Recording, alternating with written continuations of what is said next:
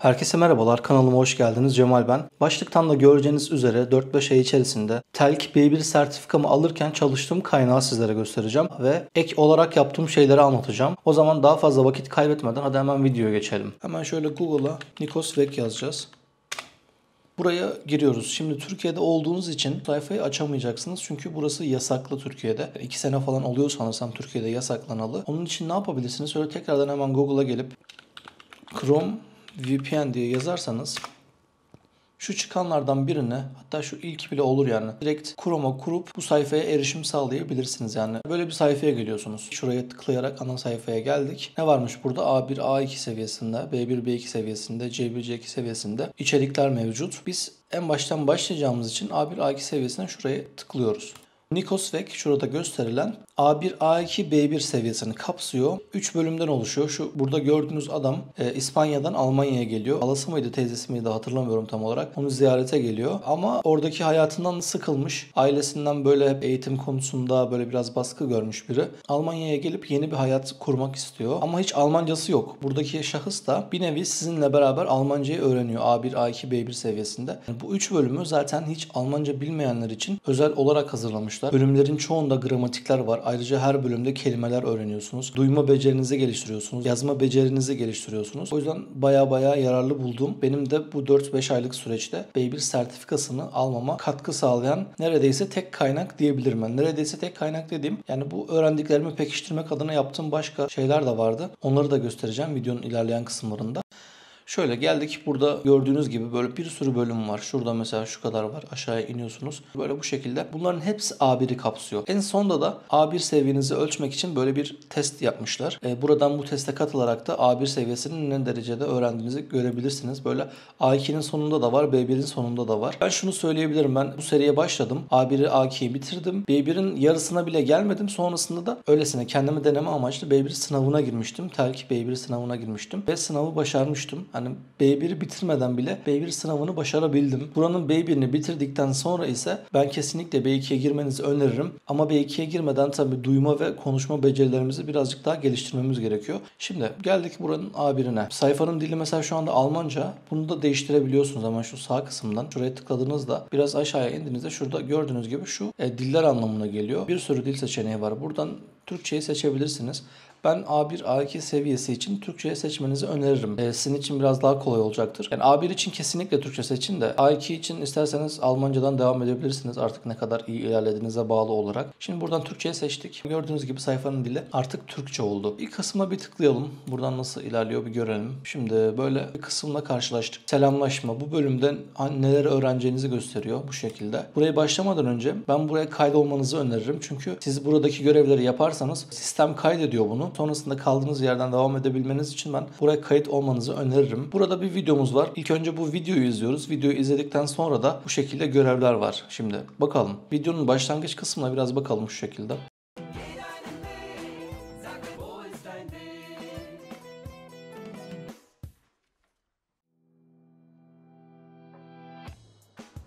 Guten Morgen, Herr Müller. Wie geht es Ihnen?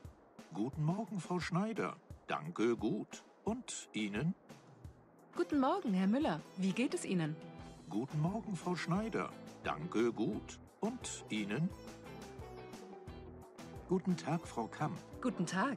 Wie geht es Ihnen? Sehr gut. Bu kadar yeter. Bu şekilde ilerliyor video. Dediğim gibi bu çocuk da hiç Almanca bilmiyor. O da bizimle beraber öğrenecek. Şimdi aşağıya indik. Hatta dur, şu ikinci görevi yapabilmemiz için birazcık daha izlememiz gerekiyor. Şöyle bir bakalım tekrardan. Die Tasche ist schön. Entschuldigung. Küçük kızla konuşuyor değil mi? Şimdi aşağıya indik. Görevlere bir bakalım şimdi. Videoyu izle diyor. İlk önce Nikon'un nerede olduğu sorusunu cevapla. Ne yapabilirsiniz? Direkt en baştan böyle notlar alarak ilerlemenizi tavsiye ederim. Mesela benim A1, A2, B1 için böyle küçük defterlerim vardı. Her biri için ayrıca notlar aldım. Şimdi bunun anlamı neymiş? İlk önce Nikon'un nerede olduğu sorusunu cevapla. Ne demekmiş? Yani wo ist Nikon? Nikon nerede anlamında. Nikon'un nerede olduğunu gördük. Nikon havaalanında. Yani bu mu oluyor? Mesela seçiyorsunuz bu şekilde. Bunu seçtik. Direkt doğru olduğunu gösteriyor. Mit wem spricht Nico diyor mesela. Burada ne demek istediğini zaten burada açıklıyor. Diyor ki Nico'nun kiminle konuştuğunu bul diyor. Küçük kızla, yani bu Emma ile konuşuyor. O yüzden direkt bunu seçebiliriz. Şimdi bunu seçtik. Ne olacak? Burada gördüğünüz gibi bu Hallo kısmı yani ilk bölüm 12 tane kısımdan oluşuyor. 12 alt kısımdan oluşuyor. Bu şekilde sonraki diyerek diğerine geçebiliriz. Geldik. Burada ne varmış? Tekrardan böyle 2 tane görevimiz var. Bunları cevaplamamız gerekiyor. Ne diyor? Videodaki kişiler ne diyor? Video kesitlerini izle ve doğru diyalog parçalarını seç. Her bir video kesiti için 2 doğru diyalog parçası mevcuttur. Yani şimdi şu an burada böyle seçeceğiz. Hangileri doğruysa artık. En sonunda da kontrol et deyip ona göre doğru cevapları göreceğiz. Şimdi bakalım videoya bakalım ne diyormuş. Hallo Sarah, wie geht's dir? Ne diyorduk mesela? Hallo Sarah, wie geht's diye diyor mesela. Direkt yani buradan da bunu mesela görebilirsiniz hangisi olduğunu. Bunu seçtik. Sonra Hi Tom, super, danke. Und dir? neymiş ikincisi? Hi Tom, super, danke und diye bu şekilde. Bunu da seçebiliriz. Kontrol et diyoruz sonrasında. Hallo Sarah, wie geht's dir? Hi Tom, super, danke. Und dir? Yani bu şekilde doğru cevabın bunlar olduğunu gördünüz mesela. Burada diyelim yanlış seçelim hemen bir tane hangileri olduğunu bilmiyorum şu anda. Gördüğünüz gibi aslında bu doğruymuş, bu yanlışmış. Hani buradaki videoyu izleyip sonrasında cevaplayacağız. A1, A2, B1 videoların hepsinde bu şekilde hani gittikçe zorlaşıyor. Bu şekilde görevler var. Bu duyma becerilerimizi çok iyi geliştiriyor. O yüzden bu görevlerin biraz önemli olduğunu söyleyebilirim. Şimdi sonraki deyip 3. kısma geçelim. Ne diyor? Burada açıklama yapıyor diyor ki resimlere bak, ilgili durma. Hangi selamlama uyar? Doğru olanı seç diyor. Resmi olan ve resmi olmayan selamlaşmayı öğreniyorsunuz burada. Resmi kurumlarda çok fazla işiniz olacağı için bunları iyi bilmek, en başından Almanca öğrenirken bu işi sıkı tutmak bizim için çok daha iyi olacaktır. Burada bir selamlaşma çeşidi var. Bir de burada bir selamlaşma çeşidi var. Burada gördüğünüz gibi bu bir resmi bir selamlaşma. Burada da böyle bir tanıdığınızı görüyorsunuz gibi hani resmi olmayan bir selamlaşma. Ne diyor? Almanya'da resmi konuşmalarda insanlar birbirine Guten Tag diyerek selamlar. Bu selamlama sırasında genellikle tokalaşılır. Neymiş? Burada resmi selamlaşma buymuş. Guten Tag.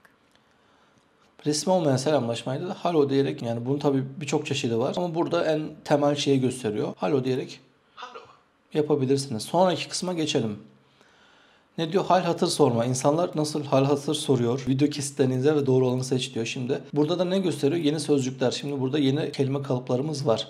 Şurada da notlarda gördüğünüz gibi direkt bunu açıklıyor. Bunları bu şekilde not alarak ilerleyebilirsiniz. Ne diyormuş? Gates diye. Bu da bunun kısaltması oluyor. Ya da direkt bu şekilde yayı söylemenize gerek kalmadan sadece bu şekilde sorarak da resmi olmayan bir selamlaşmayı gerçekleştirebilirsiniz. Yani ne diyormuş burada? Bu üç ifade de resmi olmayan selamlaşma durumlarında kullanılır. Burada dinleyelim bir daha. Wie geht's dir? Hi Tom, super, danke. Und dir? Wie geht's dir diyor gördüğünüz gibi. Wie geht's dir? Burada da Wie geht es Ihnen sorusu resmi selamlaşma durumlarında kullanılır. Yani nasılsınız anlamına geliyor. Bunlar hangi anlama geliyor? Nasılsın anlamına geliyor. Bu ne anlama geliyormuş? Nasılsınız anlamına geliyormuş. Guten Tag, Frau Kamm. Guten Tag.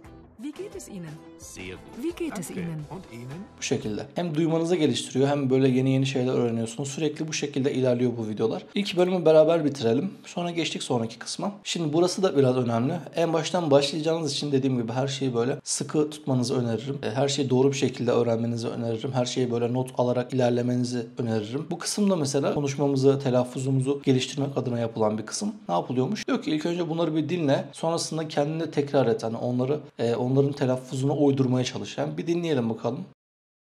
Guten Tag. Wie geht es Ihnen? Bunu böyle dinledikten sonra kendiniz bir tekrar edeceksiniz. Guten Tag, wie geht es Ihnen diye mesela bu şekilde tekrar edeceksiniz. Sonrasında hani iyi mi söylediniz, kötü mü dediniz onu da buraya kaydetmek için bu şekilde iyi veya pek iyi değil şeklinde seçebilirsiniz şu şekilde. Cevapların aslında pek bir önemi yok. Bu alıştırmaları mutlaka yapın. Burayı da yaptıktan sonra geçtik sonrakine. Hangi sıralama doğru? İlk önce örnekteki diyalogları oku. Ardından diğer diyalogları dinle ve diyalog parçalarını doğru bir şekilde sırala. Şimdi burada bir örnek var mesela diyor. Şimdi dinleyelim. Hallo, wie geht's dir? Danke, gut. Und dir? Danke, auch gut. Şimdi burada dinledik. Ona göre buradan bir sıralama yapacağız. En başta ne diyor? Hallo, wie geht's dir? Danke, gut.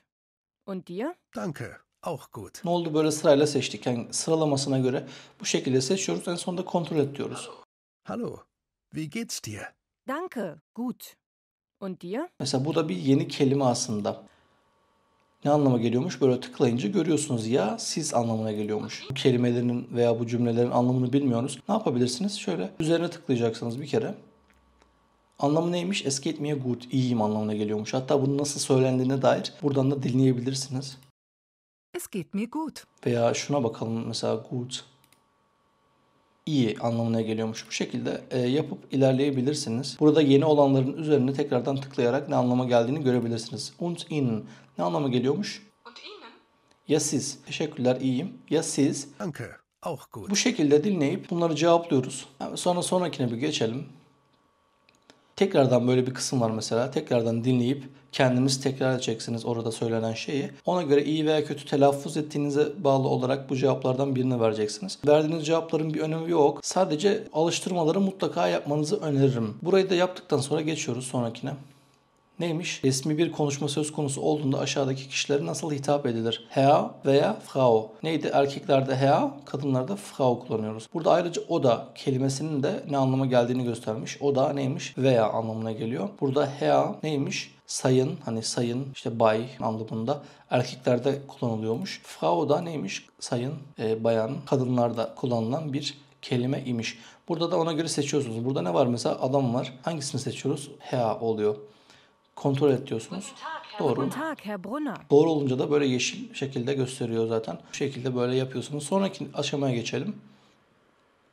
Hangi selamlama şekli ne zaman kullanılır? Metni oku diyor. Şimdi burada gördüğünüz gibi günün belirli saatlerinde belirli selamlama şekilleri kullanıyoruz. Mesela Türkçe'de de olduğu gibi günaydın, iyi akşamlar, iyi geceler gibisinden. Burada da göstermiş mesela saat sabah 5'ten 11'e kadar genelde ne diyoruz? Günaydın diyoruz. 11'den saat 6'ya kadar, akşam 6'ya kadar Guten Tag diyoruz. Akşam olunca da neymiş? 18:22. Burada da iyi akşamlar şeklinde bunu kullanabiliyorsunuz. Mesela örnek vermiş. Bu aşağıdaki örnekleri nasıl yapacağınıza dair şurada bir örnek vermiş. Mesela neymiş? Beispiel diyor değil mi? Şurada şu kısım. Buraya tıklıyoruz. Bunun ne anlama geldiğine bir bakalım. Örnek anlamına geliyormuş. Mesela bu kısımları defterinize not alırken bu her yeni kelimeyi ben defterinize not almanızı öneririm. Ama nasıl not alacağınızı da birazdan söyleyeceğim. Fakat şu anda ilk aşamada bu kısımları çalışırken direkt kelimeyi not alabilirsiniz. Ama şurada ne görüyorsunuz? 4 tane farklı kelime görüyorsunuz şimdi. Das Beispiel diyor. Die Beispiele. Almanca'da mesela artikeller var. Der, die, das olarak her kelimenin bir artikeli oluyor. Bunlar artikel anlamına geliyor. Das, die, bir de der var mesela. Burada normal kelimenin yalın haldeyken hangi artikele sahip olduğunu gösteriyor bu. İlkinde das Beispiel. Das Beispiel yazdıktan sonra yanında da die Beispiele diyor. Die Beispiele bunun çoğulu anlamına geliyor. Örnekler. Yani bu ilki örnek anlamına geliyor. İkincisi de örnekler anlamına geliyor. Bu şekilde not alabilirsiniz ve kelimeleri öğrenirken mutlaka çoğullarıyla öğrenmenizi ben tavsiye ederim size. İleride bunları hem artikelleriyle biliyor olmanız hem de çoğul halinde kelimenin nasıl değiştiğini biliyor olmanız, en baştan bu şekilde öğrenmeniz sizin ileride çok yararınıza olacak bir şey. O yüzden bu şekilde öğrenmenizi tavsiye ederim. İlk önce kelimenin hangi artikele sahip olduğunu ve çoğul olunca kelimenin nasıl değiştiğini bilmeniz sizin çok yararınıza olacaktır. Ve bu arada şöyle de kolay bir şey var. Çoğullarda mesela bu der, die, das yalın halinde hangisine sahip olduğunun pek bir önemi yok. Bir kelime çoğul halinde mutlaka die artikelini alıyor. Yani kelimelerin hepsinin çoğul artikelinde die oluyor yani. Bu biraz kolaylık sağlayacaktır size. Saat bu şekilde olduğunda nasıl selamlayacağız? Hangisini diyoruz mesela burada görmüştük. Guten Morgen diyoruz değil mi? Mesela bu şekilde. Guten Morgen. Saat 3 olduğunda mesela öğleden sonra 3 olduğunda nasıl selamlayacağız? Saat akşam bilmem şu olduğunda gibisinde burada böyle cevaplıyorsunuz hepsini. Sonraki kısma geçelim. Şimdi bu kısımda da neymiş? Guten Morgen, Guten Tag, Guten Abend şeklinde 3 tane selamlamamız var. Bunların anlamına da şu şekilde bakabiliriz tekrardan. Mesela Guten Morgen günaydın anlamına geliyor. Sonra bunları mesela bu kısımda ne yapacağız? Eşleştireceğiz. Guten Tag neydi? Sabah değil, bu sabah oluyor. Bu akşam oluyor. Bu da demek öğlen. Guten Morgen ne diyor bu? İşte Guten Abend da bu akşam. Kontrol ediyoruz. Doğru. Sonraki kısma geçtik. Bu da ilk kısmın son aktivitesi. Burada ne diyormuş? Tekrardan buraya kadar öğrendiğimiz her şeyi böyle bir pekiştirme adına yapabileceğimiz bir alıştırma var. Ne diyor? Soruları dinle ve açıklamada belirtildiği gibi cevapla diyor. Hi, wie geht's diyor. Bunu bir dinleyelim. Hi, wie geht's? Bu kısımda da bu soruyu nasıl cevaplamanız gerektiğini söylüyor. Şimdi bunun anlamı neydi? Selam. Hani nasılsın? Almanca olarak selam diyeceksiniz ve halini hattını sorduğu için ilk önce bir teşekkür edeceksiniz ve iyi olduğunu söyleyeceksin. Ondan sonrasında da sen onun nasıl olduğunu soracaksın. Almanca'da selamlamayı nasıl söyleyebiliyorduk? Mesela hallo diyebiliriz, hi diyebiliriz burada söylediği gibi. Sonrasında nasıl teşekkür edeceğiz? Danke, bunu öğrenmiştik mesela değil mi? Danke. Teşekkür ettikten sonra ne yapacağız? İyi olduğumu söyleyeceğiz. Nasıl iyi olduğunuzu nasıl söyleyebilirsiniz? Yani birçok kalıp vardı mesela bir önceki kısımda. Gut, es geht mir gut, super gibi şekilde söyledikten sonra sen de onun nasıl olduğunu sor diyor. Onu nasıl soracaktın? Buradaki şekilde sorabiliriz. Wie geht's diyebiliriz ya da uzun haliyle wie geht es dir diye sorabiliriz. Bu kısımda da buranın tanımına uygun olacak şekilde kendilerine göre bir cevaplama yapmışlar. Bir dinleyelim nasıl söylüyorlarmış. Hallo. Danke, gut. Und dir? Ya, und dir diye cevaplamış. Bu da bir kısaltma yani. Bu cevapların aslında dediğim gibi pek bir önemi yok. Sadece bu alıştırmayı mutlaka yapın. Sonra burada ne diyor? Guten Morgen, wie geht es Ihnen? Mesela Guten Morgen neydi? Günaydın. Mesela günaydın demek istediğimizde kullanacağımız selamlama şekli. Sonra wie geht es Ihnen demiş mesela. Burada bunu da öğrenmiştik. Bu neydi? Resmi olan konuşmalarda nasılsın demek istediğimizi bu şekilde soruyoruz. Sonra ne diyormuş? Sen de selamla ve çok iyi olmadığını söyle. Burada dikkat etmemiz gereken şey ne? Burada resmi bir konuşma var değil mi? Sizin de ona göre bir cevap vermeniz gerekiyor. Cevapladıktan sonra sonraki kısma geçiyoruz. Ya burada ben hepsini cevaplamadığım için %40 diyor. Sonra ne diyormuş? Bu bölümün sonraki sayfalarında şunları göreceksin. Dil bilgisi, kelime hazinesi, ülke bilgisi. Şimdi kaydet deyip devam ediyoruz. Ne oluyor? Burada da sizin bu bölümde öğrendiğiniz kısım hakkında bilgiler var böyle. İşte burada resmi olmayan hitap veya resmi hitap nasıl olduğuna dair bu şekilde bilgiler var. Sonraki kısmı dedikten sonra burada ne geliyor? Bu bölümde öğrendiğiniz kelimeler geliyor. Bu kelimeleri mutlaka not alıyorsunuz. Bu şekilde her sabah tekrar ediyorsunuz. O şekilde akılda çok kalıcı oluyor. Bu bölümde öğrendiğiniz tüm kelimelerin hepsi burada var. Bunların hepsini not aldıktan sonra sonraki kısma geçiyoruz. En son kısımda da yani şu kısımda da gördüğünüz gibi ülke bilgisi diyor. Yani Almanya hakkında genel kültür olarak size böyle bilgiler veriyorlar. Burayı artık sizin keyfinize, isteğinize göre ister okursunuz ister okumazsınız. Mesela ben Almanya'nın kuzeyindeyim. Burada selamlarken Moin diyorlar burada. Ablamın yanına gittiğim zamanlarda ablam biraz daha güneyinde oturuyor.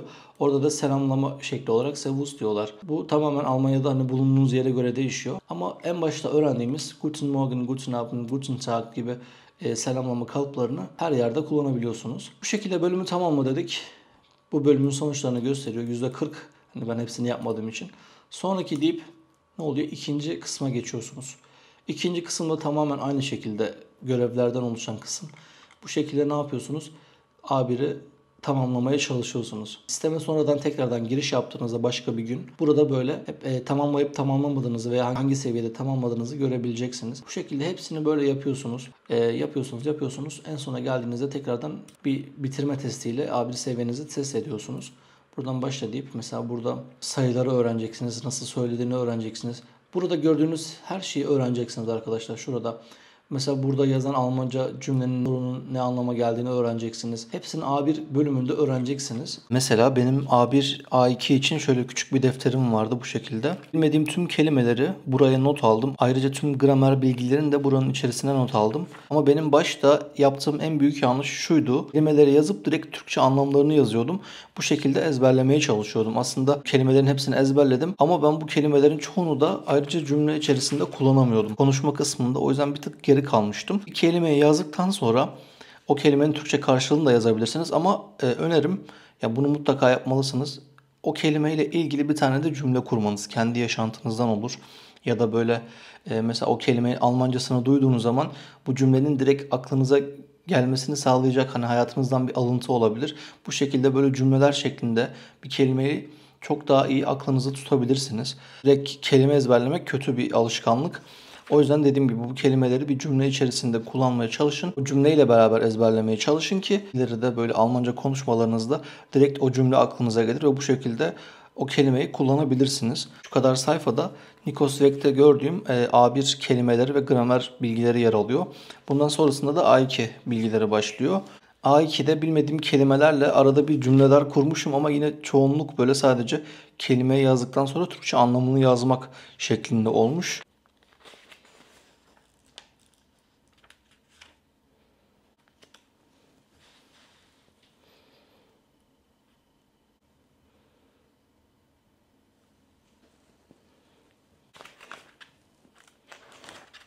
Ama B1 kısmında ne yapmışım? Yani gördüğünüz gibi mesela Türkçelerini yazmamışım. Direkt kelimeleri cümle içerisinde kullanmışım. Ama bunu sizin en baştan yapmanız gerekiyor. Yani A1 seviyesinden itibaren yapmanız gerekiyor. Ben bunu B1'den itibaren yapmışım. Bu şekilde gördüğünüz gibi mesela şu kelimeler, bu kırmızıyla gördükleriniz anlamını bilmediğim kelimeler ve onları cümle içerisinde kullanmışım. Cümle içerisinde kullanınca hem cümleyi hatırlayabiliyorsunuz hem de kelimenin ne anlama geldiğini anlayabiliyorsunuz. İleride yapacağınız konuşmalarda hatırlamanız çok daha rahat oluyor bu şekilde. Bu kelimeleri direkt olarak Türkçe karşılığını yazıp ezberlemeye çalışmaktansa bu kelimeleri bir cümle içerisinde kullanmanızı öneriyorum. Bunun çok daha etkili olacağını düşünüyorum. Ayrıca ben şunu mutlaka yapıyordum. Mesela demin gördüğünüz defterimi her sabah uyanır uyanmaz açıp bir kere en baştan okuyordum. Sadece okuyordum, yani hiç böyle hani ezberlemeye çalışırken ayrıca bir efor sarf edersiniz ya, onu yapmıyordum. En baştan açıyordum.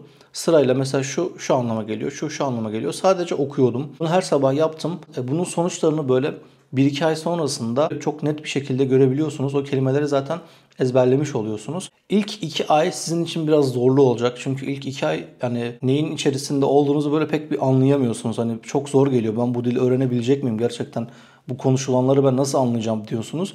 Ama emin olun 2. aydan sonra işler sizin için çok daha kolaylaşmaya başlıyor. O yüzden biraz sabretmeniz gerekiyor ve her gün düzenli olarak 2-3 saat, artık ne kadar çalışabiliyorsanız 4, 5, 6, 7, bu sizin çalışma azminize bağlı olarak değişkenlik gösteriyor. Ama her gün mutlaka en azından hani çalışmaya zamanınız olmasa bile defterinize yazdıklarınızı böyle bir okumanızı tavsiye ederim. Ben bunu ayrıca çoğu zaman uyumadan önce de bir kere yapmaya çalıştım. Yani uyumadan önce de defterde yazdıklarımı en baştan böyle bir sonra okumaya çalıştım. Dinleme becerilerinizi de nasıl geliştirebilirsiniz? Bu YouTube kanalı çok büyük ihtimalle karşınıza çıkmıştır. Bu kanalda genel itibariyle röportajlar oluyor ya da vloglar oluyor.